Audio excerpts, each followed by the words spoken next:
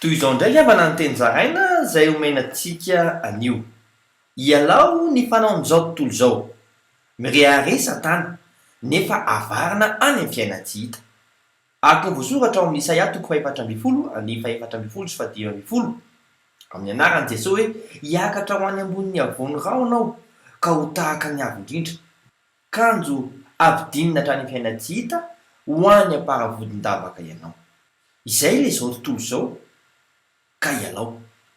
Araka ny voasoratra ao amin'ny Romanina 12:12 amin'ny anaran'i Jesosy hoe araza manaraka ny fanaon'izao tontolo izao fa miova ny fanavaozana ny saina amantaranareo ny sitrapon'Andriamanitra dia izay tsara sady akasitrahana no marina. Iaino ny fiainan-danitra dia ny ety an-tany ary. Araka ny mampilazana tsara amin'ny Matio 4:9-20 amin'ny anaran'i Jesosy hoe ho tonga any ny fanjakanao, atao any ny sitraponao ety an-tany tahaka ny any an-danitra. Ka tsao ny fanjakan'Andriamanitra.